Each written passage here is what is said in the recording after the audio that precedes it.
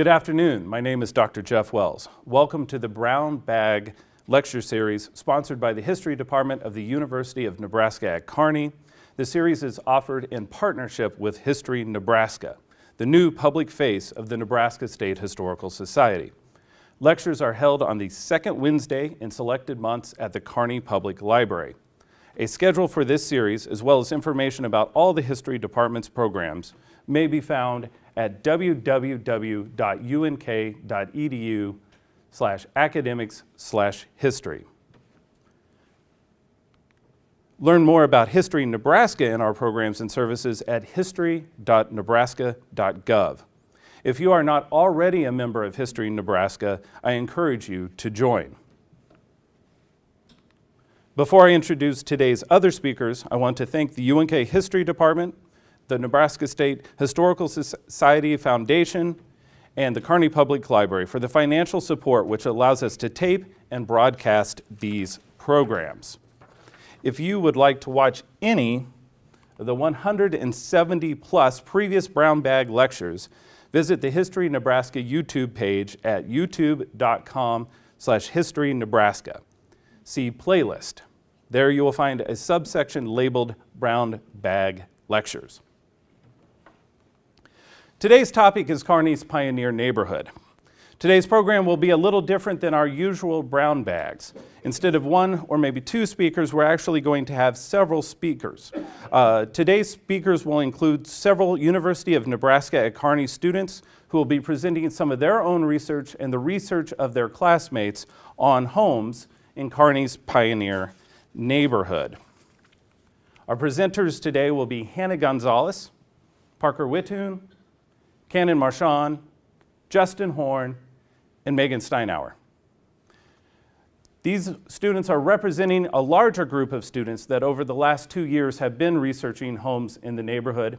So I'd like to take a minute to acknowledge the work of these students who are not here with us today.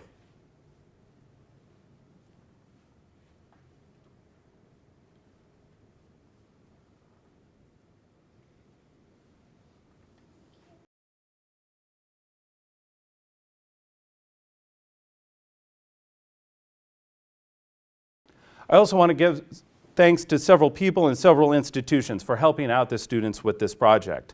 Kelly John, the Buffalo County Register of Deeds, Jen Murish, the Executive Director of the Buffalo County Historical Society, Dr. Elaine Badenhorst, a volunteer with the Buffalo County Historical Society, Dr. Will Stoudemire, the Director of the G.W. Frank Museum of History and Culture, to History Nebraska, to the Kearney Public Library, in particular the Kearney Public Library's offering of the historic Kearney Hub newspapers online, to the Pioneer Neighborhood Association, and to the Buffalo County Assessor's Office. Some of the photos used in today's presentation are taken from the Assessor's Office's website. So how did this project come about? I won't try to be too academic here for too long, but I want to kind of give context for this. For me, as a history instructor, this is an opportunity to teach students research skills and to give students an opportunity to engage with different sources outside of our campus, going to the courthouse, looking at deeds, going to the Buffalo County Historical Society Trails and Rails Archive and looking at records there, doing research through digital archives online. So for me, it serves a purpose as a history professor. But there's also something for the students and the community out of this project. This neighborhood is near the University of Nebraska at Kearney campus. It is a neighborhood where several students live in rental housing. It is a neighborhood where several students go, shall we say, to socialize. They maybe don't always appreciate the history of the neighborhood. There is sometimes a little bit of friction between the neighborhood and the students who sometimes visit the neighborhood. So this is an opportunity for the students to learn a little bit about the community that they are going to be calling home for a few years, but it's also an opportunity for the neighborhood to appreciate some of the work that the students are doing. This is also a project that is providing the neighborhood and the broader community with information about the neighborhood's past. This is a neighborhood that is in transition, and as you'll learn today, has been a neighborhood that has always been in transition. And so hopefully by learning something about that history, it can help guide decisions about the future. If your vision of a historic neighborhood is pristine Victorian homes lined along tree-lined streets, you're going to be disappointed in hearing about the history of Kearney's pioneer neighborhood. That is not reflective of this neighborhood. This is a neighborhood that displays a multi-layered history. That's a term I'll give Dr. Stoudemire credit for introducing me to, and it's an idea developed by folks who work in public history. The idea is that unlike a historic neighborhood that just displays one period of historical significance, the pioneer neighborhood in Kearney has had several periods of historical significance, and the built environment there can tell us a lot about our community's past. So even though it may not quite look like what we may conceive of as a historical neighborhood, it is. This neighborhood displays significance from several periods of Kearney's history. Kearney's boom years of the late 1880s, early 1890s is when this neighborhood was first platted and when the first homes were built. Panic of 1893 hit the neighborhood and hit Kearney hard. And that delayed the further development of the neighborhood until after the turn of the 20th century. But then the opening of the Nebraska State Normal School at Kearney sparked additional construction and new life to the neighborhood. The neighborhood flourished probably mostly in the 1920s before hard times and the Great Depression caused changes in the 1930s. This neighborhood is often characterized by large homes that were built either during Kearney's boom years or the early 20th century on the corner of blocks. But then if you drive through the neighborhood today, or better yet, walk through the neighborhood today, you'll see there's often smaller homes in the middle of a block. A lot of these were built in reaction to homeowners trying to stave off foreclosure during the Great Depression. They sold the neighboring lots and adjoining properties to try to raise money to keep their homes, and most of the time they failed even then. And so those homes were built to provide affordable housing during the 1930s, and particularly during World War II, when the Kearney Army Airfield brought an increased population to Kearney, and then also after the war when there was a boom in higher education at Kearney State, well, it wasn't yet quite Kearney State College, Nebraska State Teachers College at Kearney.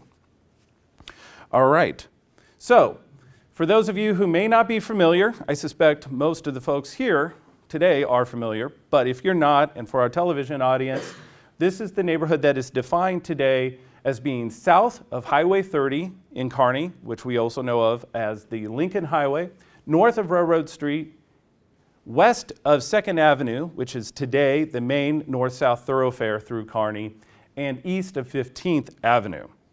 Today's presentation is going to focus more closely on two components of this larger area, closer to the 2nd Avenue side of the neighborhood. What you see on the right, the larger polygon there, is the west addition to the city of Kearney, and to its left is the Ashland addition to the city of Kearney. Right there is the namesake Pioneer Park. So we will not be talking today about a couple of these enclaves here. We have Hex subdivision and the Bellinger subdivision, and we will not be talking about the development that occurred in the neighborhood west of 9th Avenue, most of that following World War II. So the neighborhood derives its name from Pioneer Park. This is a photo from November 2018 showing the new picnic shelter at Pioneer Park.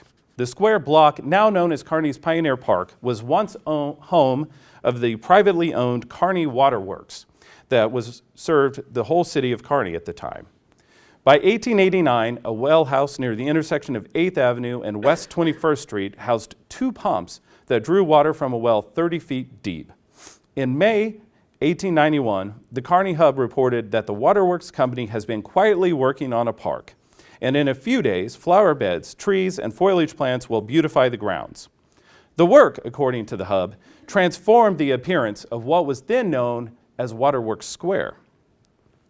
The grounds attracted an increasing number of visitors to the park after the city bought the waterworks in 1911. The city made significant investment in the park in the late 1920s. The City Council authorized the construction of a bandstand in the park, which by then was known as Second Ward Park. The City Park Board has fixed up the Waterworks Park in great shape, a Hub columnist wrote in June 1929. It is a thing of beauty and a joy forever for the children. A variety of civic and religious events brought large crowds to the old Waterworks Park during the 1920s and the early 1930s. By 1927, the municipal band started holding Wednesday night concerts at the park during the summer. More than 100 people watched a fire truck demonstration at Waterworks Park in August 1928. The Presbyterian, Methodist, and Disciples of Christ churches cooperated for a joint service in the park in July 1930. The joint Sunday service proved so popular that it continued throughout the summer, and in the next year, the Baptists also participated. Quite the ecumenical gathering. In August 1931, more than 300 heard the Reverend David A. Johnson of the Presbyterian Church preach against the repeal of prohibition. Organizers prepared for up to 500 to hear a missionary speak at the park in August 1932. The additional activity in the park and at those located in other Kearney neighborhoods prompted the Park Commission, W.T. Sodders, Ray Turner, and George E. Fairchild to ask the Kearney Women's Club to assist in naming the parks. The Hub reported the new names for the parks in June 1929. First Ward Park to be known as Mother Collins Park in her honor. Waterworks Park, or Second Works Park, to be known as Pioneer Park, and the Third Ward Park to henceforth be known as Lincoln Park, what we now know of as Harmon Park. These names, in the opinion of the commission members, are most fitting and would represent a tribute to worthy individuals and groups. The community applauded Pioneer Park's new name. The commission felt no better recognition could be given to the sturdy pioneer than naming a park in their honor. W.Z. Tillison of Poole, one of Buffalo County's oldest pioneers, encountered a Hub columnist during a July 1929 visit to Kearney. I told him that we had named one of our city playgrounds Pioneer Park in honor of his compatriots, the columnist wrote. He smiled a smile that lighted up a serene, kindly, familiar face. Drought in 1929 and the onset of the Great Depression in 1930 created challenges for Pioneer Park, its neighbors, and the community. Sinkholes developed in the park during the dry summer of 1929 at places where the wells had been located. Yet Pioneer Park continued to provide relief under its trees in the form of entertainment for Kearney residents, even as local economic activity and the value of the neighboring homes declined. As Pioneer Park continued to attract large crowds, the City Council praised the Park Commission for maintaining the park despite diminishing resources. An April 1931 report described Pioneer Park as the most attractive in the city. By then, however, the amenities of Pioneer Park were starting to be overshadowed by what is now known as Harmon Park, located 8 blocks to the north. Harmon Park emerged as one of Kearney's leading attractions. Despite more than 50 years of drawing large crowds, often in the hundreds, Pioneer Park settled into a new role of serving the surrounding neighborhood that adopted its name. So now we're going to transition to the students talking about homes in the neighborhood. I wanted to explain that in our project, we have, this is an ongoing project, and we've mostly concentrated homes on 21st and 22nd. These are not necessarily the most significant, most notable, most beautiful homes in the neighborhood. We are just working our way through the neighborhood, and so this is a representative sampling. So there's several folks here today whose home will not be mentioned. I apologize, I'm sorry. Hopefully this will be part of a larger project that will continue, and we'll get there eventually. Maybe we'll have another one of these brown bags in a couple of years. For now, I would like you to welcome Hannah Gonzalez, who will talk to us a little bit about some homes in the West Addition. So my name is Hannah Gonzalez, and I am a student at University of Nebraska at Kearney, and I'm going to be talking about the West Addition, at least the first 4 houses there. So the first one I'm talking about is 323 West 21st. This house was actually originally built by Andrew Swanson in 1885, and he we don't know what exactly he did, according to the Kearney Hub. He just kind of like lived there, was a businessman. He passed away in 1922. He left his house to Annie, which is his wife. But because Annie was aging, his wife couldn't take care of it on her own, so Minnie had to come and live with them. And she eventually turned it into a home where she took care of elderly women. But after 1940, during World War II, she passed away, and the Swedish Lutheran Church took over. And they continued to kind of like operate what Minnie was doing, and eventually they sold the building to the Western Conference of Evangelical Wesleyan Church. And then they converted it into the John Fletcher Bible College. But in 1972, Kay and Larry Sawyer purchased the home and then returned it into a single family residence. And then the next house was actually used to be a property that belonged to Andrew Swanson. It was originally a carriage house. And then they eventually sold it, and there's not a lot of history about the transactions between it. Nobody really significant lived in the carriage house. It was mostly used for family gatherings or church events. And then it moved 50 feet south during the 50s. Don't know how they were able to move that, but okay. And then Hayloft converted it into an apartment. And so it's still an apartment, at least 2 units. And then the next house I worked on, which was 2112 4th Avenue. It went through several address changes. It used to be known as 2110 and then 2112. And in some records, it was known as 2114. So finding information was fun. Originally, the property belonged to William Gaslin Jr. He was a prominent judge during the Prairie, frontier times. He was well known for his case that dealt with Amy Ketchum and Luther Mitchell, who were horse thieves. And he eventually sold the property to his niece's husband, which was William Spence. William Spence immediately built a small house in 1889. He operated a dry goods store, and he named it William Spence and Company, and it was along Central Avenue at 2022. He closed the store in 1894 because of financial hardships. He sold the house in 1899 to Frank J. Emerson. He ran a travel agency out of the residence, and eventually he registered the house as a business and not even a residence.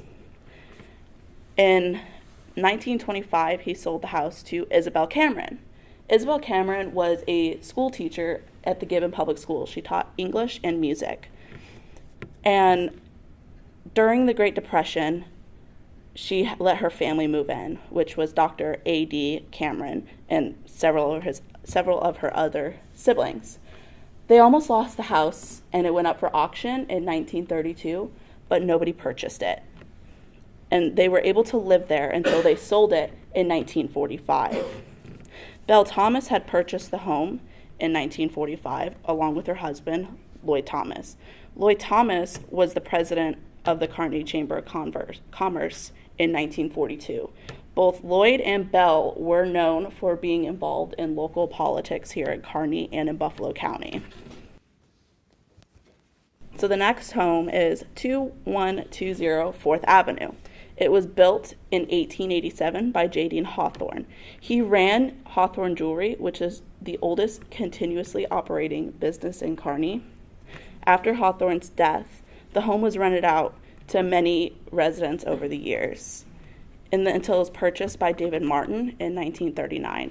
He was heavily involved in politics, and he was the first chairman of the Buffalo County Young Republicans.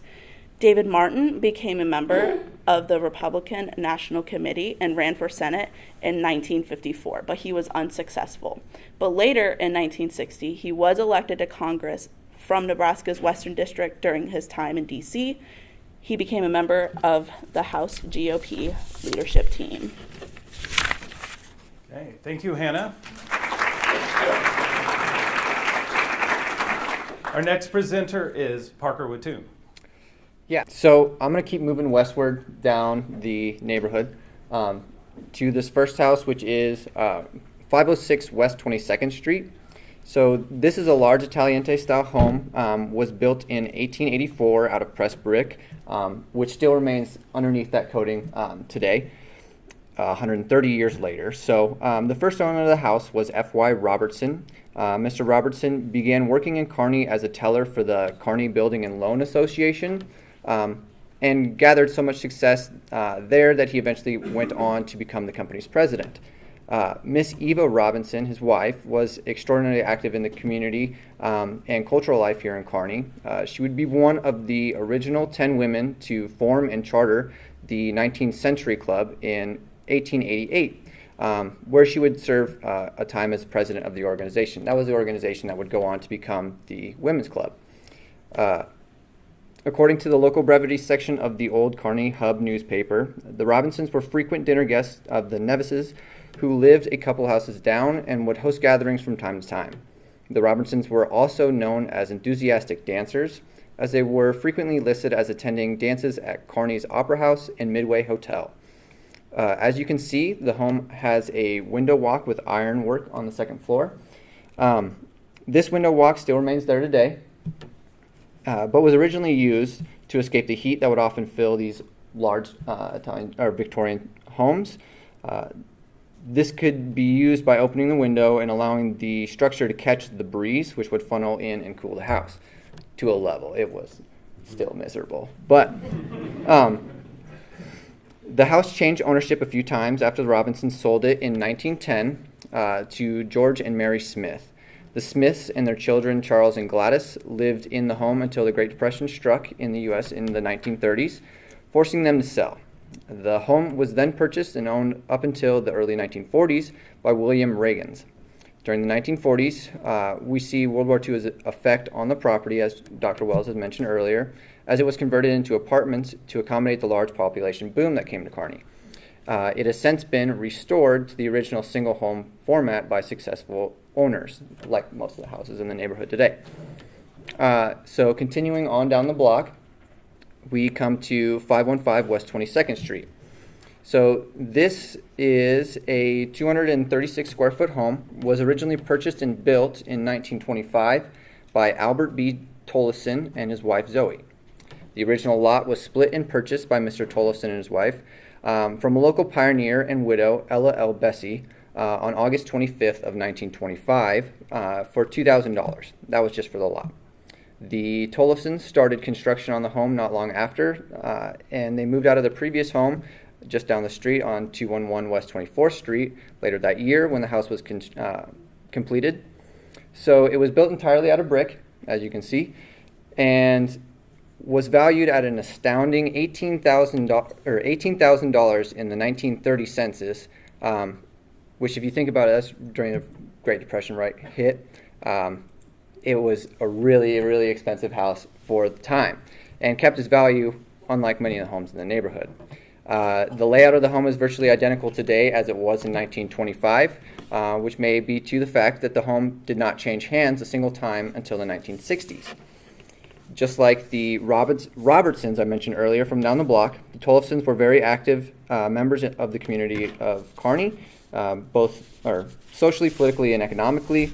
They sponsored and took part in some of the most important progressive movements in Kearney during the early 20th century, like the Kearney Country Club, the Chamber of Commerce, and the Kearney Rotary Club. Mr. Tollefson would serve as the president of both the Kearney Rotary and the Chamber of Commerce during the 1930s. Albert was the son of local business leader Emil O. Tollefson, who founded two very successful and influential businesses in Kearney with his 5 children. The Tollefson Motor Company, which was founded in December of 1923, was located just down the street at the corner of 25th and Central. And they also founded the Tollefson Elliott Lumber Company, which was in 1925, which was located just across the street from here, but unfortunately was burned down in 1999 due to an electrical fire. And there's some really good accounts of how big the fire was.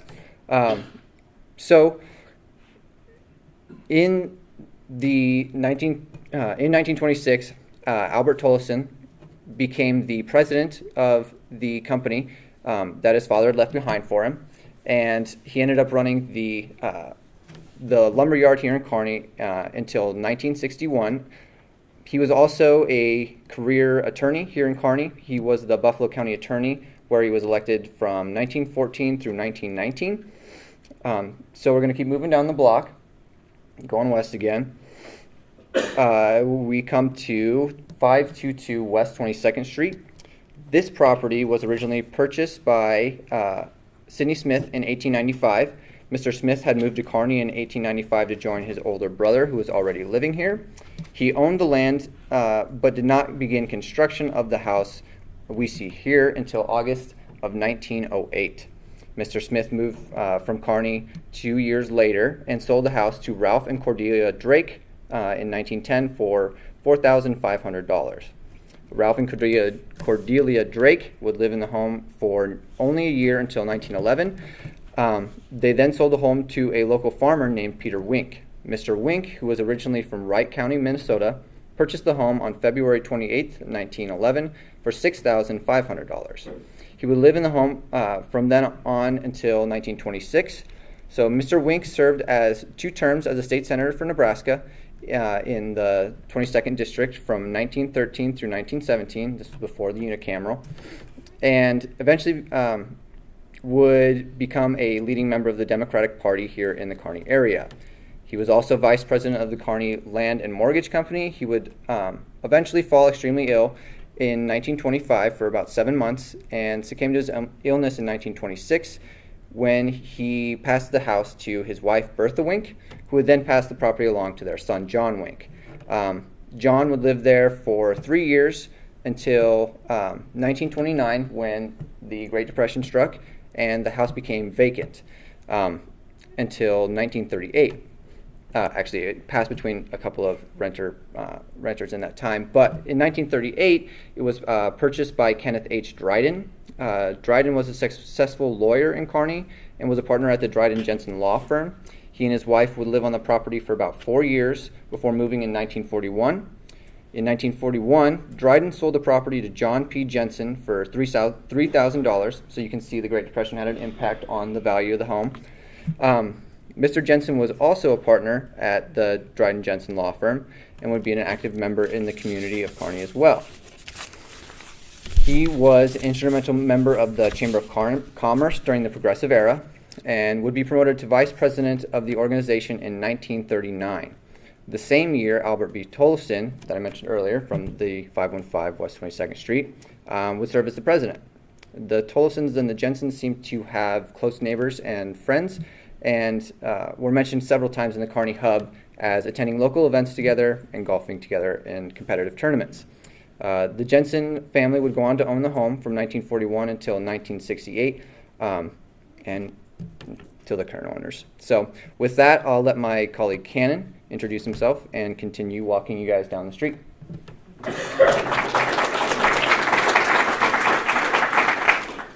I'm going to start off with the house at 521 West 21st Street. And this is actually my childhood home and then my parents' home, so a little bit of knowledge about it. So it's an American four-square design, which is common to the neighborhood. It's constructed in 1906 and is just under 2,000 square feet. The house has had 13 owners and many boarders and renters over the years. So kind of connecting back to some of the themes Dr. Wells talked about earlier, the neighborhood and the homes in the neighborhood started off with the more wealthy and community leaders living in the neighborhood, and then goes through different eras of transition of who was living there for the homes. So the first homeowner and builder was Linus V. Graves. He was a vice president of a land trading company in Kearney, so kind of involved in real estate, selling properties and larger land around Kearney while the community is being established. He then sold the home to Anson L. Cavanis. Cavanis was superintendent of Kearney Public Schools at the time and also served on the Normal School State Board of Directors. So I was involved with some of the formulating years of what would then become UNK today. He'd later move out of the home and become president of Peru State College or Peru Normal School in eastern Nebraska. After Cavanis, the home was then sold to Howard L. Stevens. Stevens would serve as mayor of the Kearney. Not at the time that he owned the house. He was, I think, involved being a director of the roads department, or the early roads department in Kearney at the time that he owned the house. After Stevens owned the home, it transitioned to the 1930s, and that's when you'd kind of see the economic struggles kind of change the nature of the neighborhood. See more working class Kearney starting to move in, and more struggles with the homes being owned and paid for. Some notable events in the home is like to go back to the first owner, Linus V. Graves. He had a son who was around 8 or 9, and the streets weren't yet paved, so he's playing marbles in the street, and just kind of imagine how different things were back then. The home had a stable in the back, so there were still horses. Most people didn't own cars, and so he sees a bumbling contraption going down the road, which was a car. It was owned by one of Kearney's first veterinarians, and he gets a little bit excited, and I had to imagine that combined with the shoddiness of early brakes, and unfortunately was hit by the car. It ended up being fine, and fortunately the veterinarian was able to provide him sutures and stitch him up, I'm sure free of charge.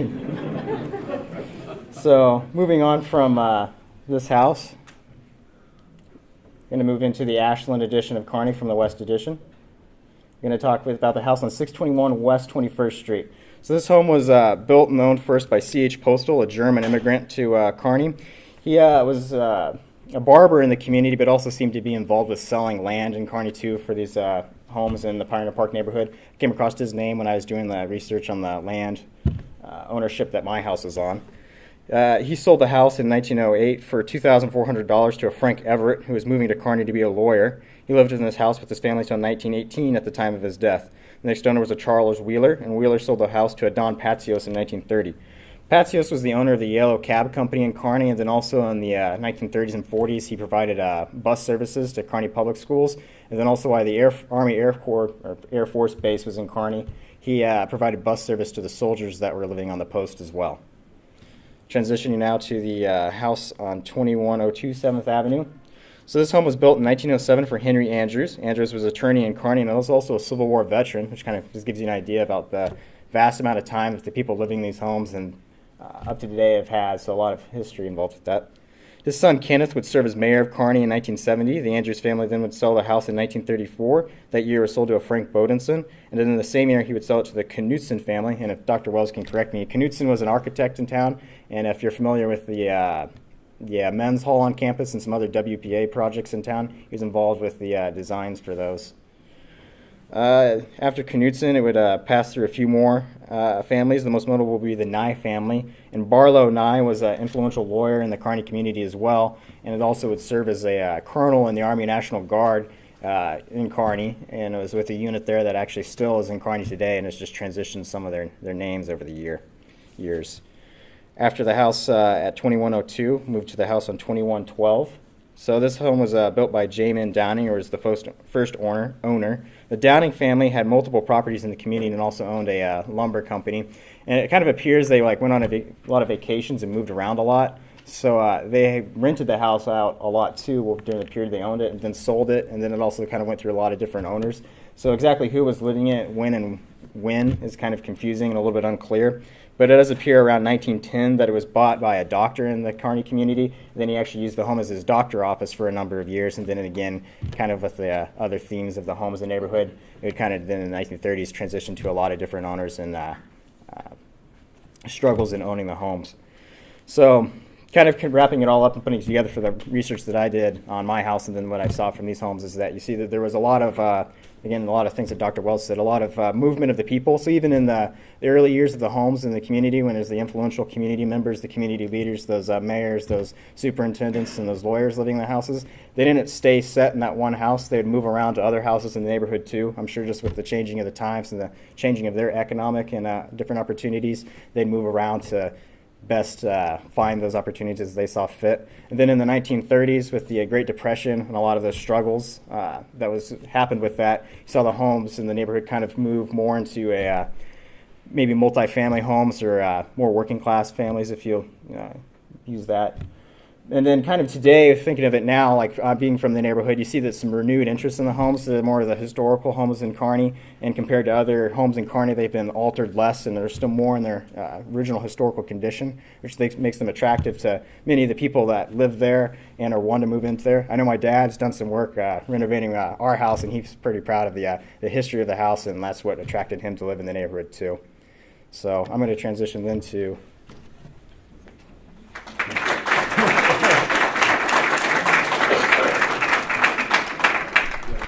Our next presenter is Justin Horn.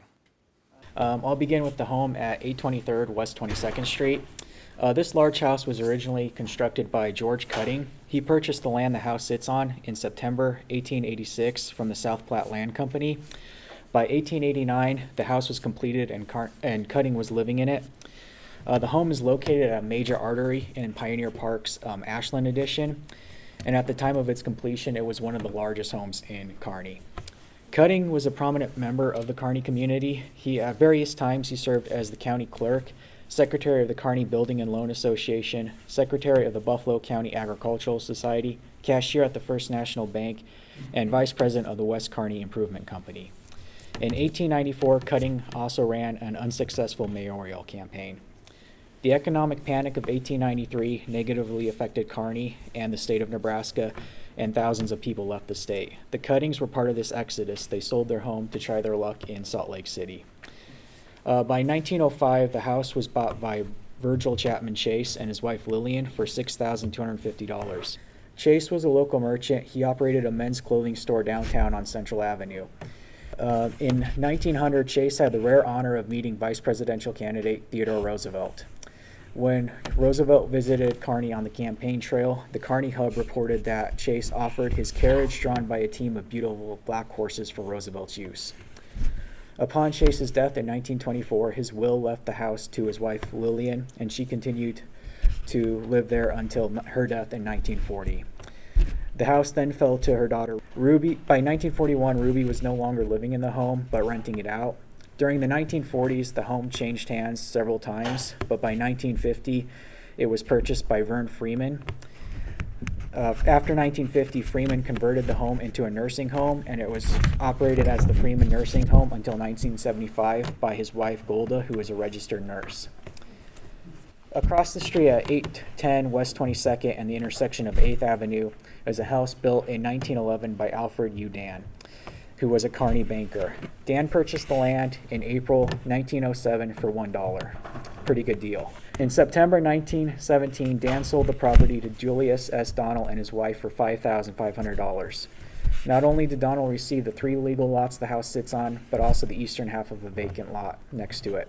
During the Great Depression, Donnell filed for bankruptcy and officially sold the home in January 1931 to a Dr. Charles Edwards and his wife Lillian for $4,250, which was over a $1,000 loss for Donnell. In the 1932 city directory, Edwards was listed as owning a local doctor office called Gibbons, Hart, and Edwards. He saw patients in the home as well as traveled around the community to visit patients.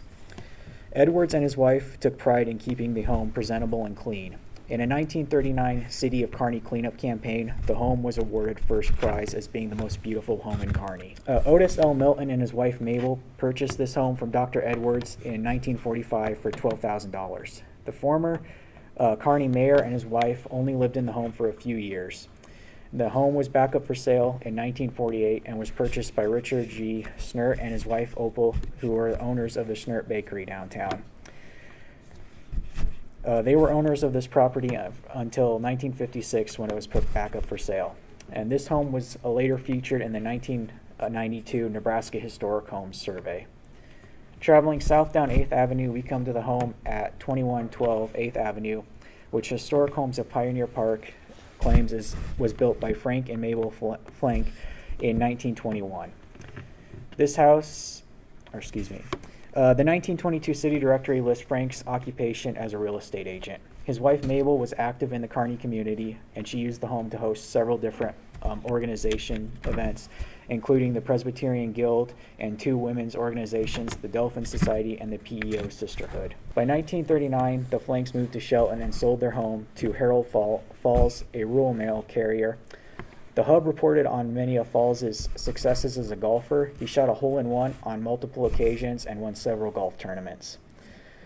Falls and his wife moved out of the home to another home on 21st Street, and the property was listed as vacant in the 1941 City Directory. Although listed as vacant, the home was still being put to good use. The Hub reported that Janet Nye, the wife of Barlow Nye, whom Cannon mentioned earlier, was using this home to host meetings of the American Association of University Women. By 1942, the home was being advertised for rent in the Kearney Hub, and Earl Giesler and his wife Edith, Janet Knight's sister, became the new residents later that summer. Earl soon opened the Simpson Insulation Company and ran it out of the home. Earl used World War II as a selling point for his insulation, and the Kearney Hub reported that in 1942 that Earl Giesler, district supervisor, points out the benefits of insulation that can be saved in cost savings to heating a home, which saves fuel for the war effort. The Gieslers moved out of the home in 1944, and Joseph and Helen Pointer were living in the home at that time. The Pointers only lived in the home for a few short years before moving to another home on 6th Avenue. By 1950, businessman Earl and Belle Tunks owned this home, and Earl Tunks became mayor of Kearney in 1953. And I'll... Good work. Thank you. Our next presenter is Megan Steinauer. Hi, thank you. I'm Megan Steinhauer, and I'm going to continue with the Ashland edition. The first home is going to be at 809 West 22nd Street.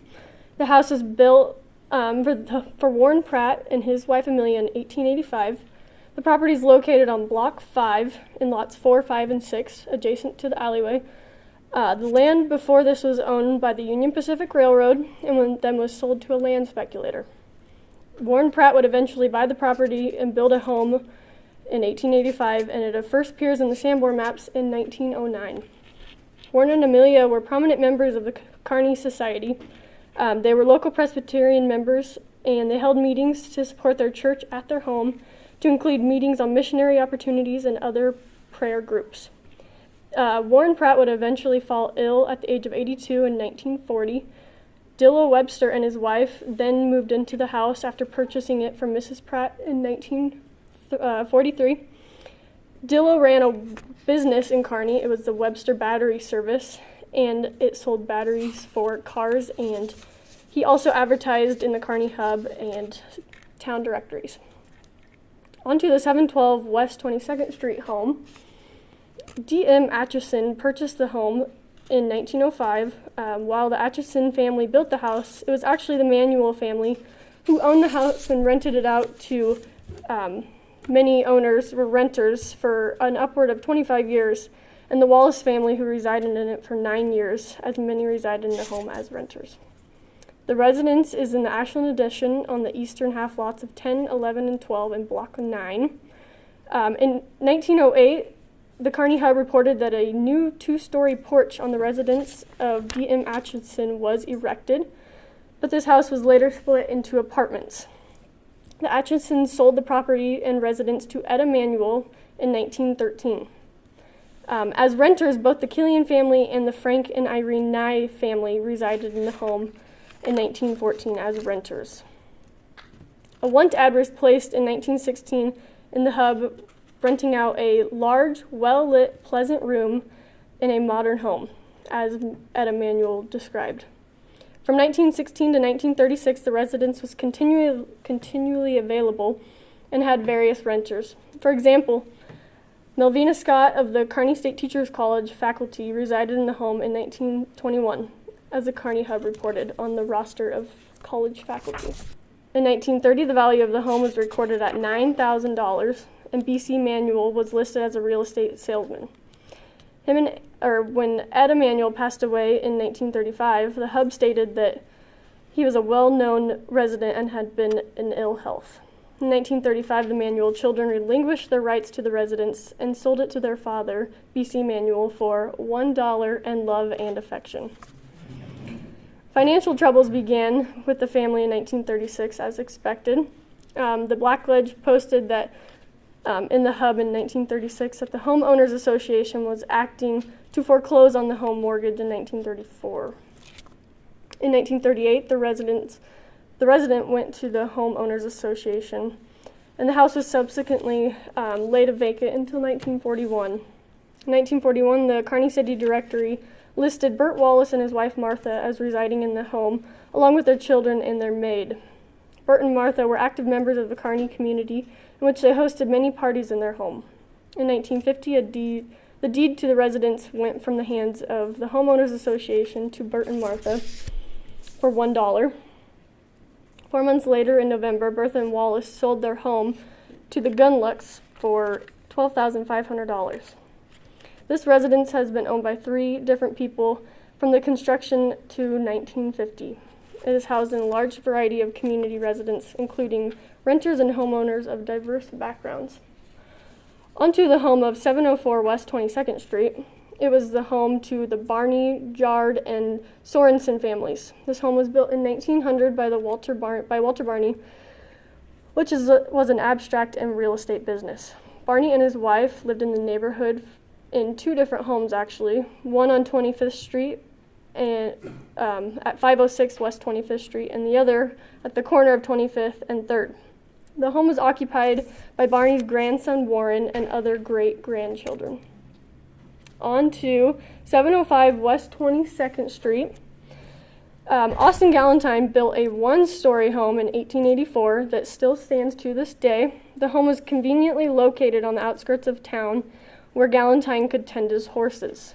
His daughter Eva described the home as built on the lot of quarter of a block in size and right in the middle of a cornfield. It's hard to believe.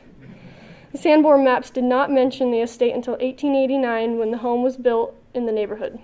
Now you might have noticed that I said it was built as a 1-story home, but in this picture it is actually a 2-story home. An additional second floor was not added until 1900 against the will of contractors because it had to be built on stilts. Yikes.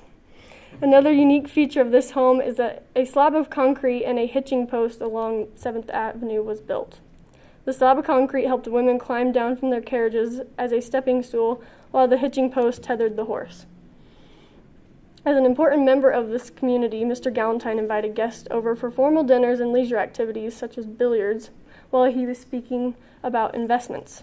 Before his death in 1907, he served as the elected dictator for the First National Bank and a bondsman with the Buffalo County National Bank of Kearney. In 1910, the Galentine's daughter, Eva, married Mark Atchison in their home, and it was officiated by a Catholic priest. At some time between 1910 and 1915, Mrs. Galentine had either sold it or passed the home down to their family. The house now moved to Mr. Harry Crawford and his family. He was a prominent business owner. He owned a furniture store in Ravenna, and after owning the furniture store, he fell back on his skills of being an undertaker, and using his first floor of this home as part of his practice, he moved the entryway to become a mortuary with only a few beautifying changes. Mrs. Crawford offered his service as well in the 1940s. By the mid-1930s, when Mrs. Crawford first moved back after an absence in Kearney, she held conferences of the Faith Women's Christian Temperance Union, and they met occasionally in the home. The spacious home was more suitable for large gatherings. My last home is 626 West 22nd Street, and this is what I did my research on for Dr. Wells' class. Though the home that was built is not actually clear when it was built, it has a rich history. It was built by J.S. Adair in 1890, shortly after E.J. Scout had connected the water to the location in 1889. Adair was a cashier for the City National Bank of Kearney and supposedly built the home for $200. According to the Buffalo County Assessor's website, the home was built in 1910. Even more intriguingly, the home did not appear on the Sanborn maps until 1909. The home still retains the original footprint. One can conclude that the home was built at some point between 1904 and 1909 because the home did not appear on the Sanborn maps until 1909. The 1913 city directory listed the home to be of Walter and Mary Gunn, and they had 2 children, and their occupation was farmers. In 1915, the directory reported the same family living there, but they added 2 more children to the home, and their occupation changed to rancher. In 1921, Walter passed away, leaving all of his belongings, the estate, and the money to his wife, Mary. Once Walter died, Mary lived in the home for a while, but then tried selling the home through the Kearney Hub. She put on in the newspaper that she was selling her home in 1939 with the description, "For sale, home, Fine location, large lot near school and church. An error was found when looking at the warranty deed records in the Buffalo County Register Deeds office. In 1939, the warranty deed record was filed for Mary Gunn to Alma Hazel Sear of the home, but on that same day, Russell Gunn, who was the youngest son of Walter and Mary, claimed to whom that it may concern that he held the title of the premises. Alma Sear was claimed to be living at a different place along Central Avenue at that time, so it is unclear who lived in the home during that time. In 1942, a warranty deed issued for Mr. Brown and his wife to Mr. Whitney and his wife. There's no other records found regarding their residence. Beginning in 1943, the Kearney Hub shows that S.S. Seymour was living at the home due to his notice of elections in the newspapers. And in 1949, the warranty deed record was filed from Seymour to Sidner, and then on to Harvey Wilson. The city directories claim that Harvey Wilson and his wife lived in the home until 1956, when the research was seized. The house was a home and a safe place for a large number of families in a short amount of time. And you can see with my research, in conclusion, that the reoccurring themes of prominent homeowners, renters, and active members of society were all affected by the economic booms and hardships before the 1950s. Thank you.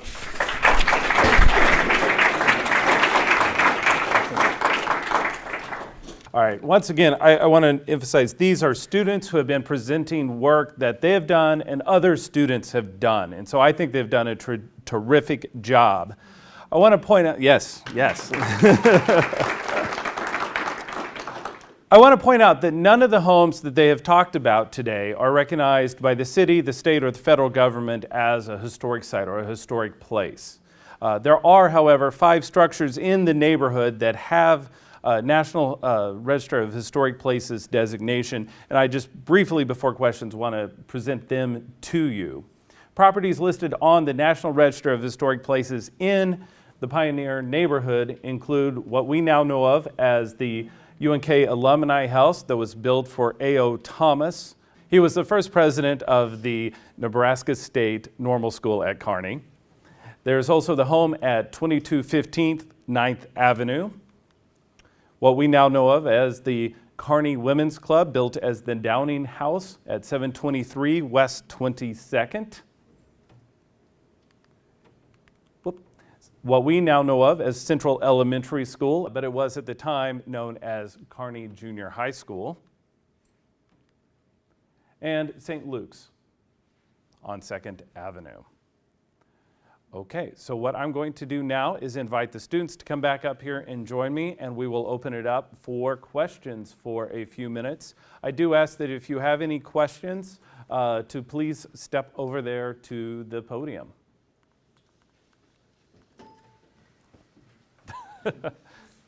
Well, job well done. Very excellent research. And my question is, for those of you who did post-turn of the century research, did you find that any of the houses were actually mail order kit homes at all?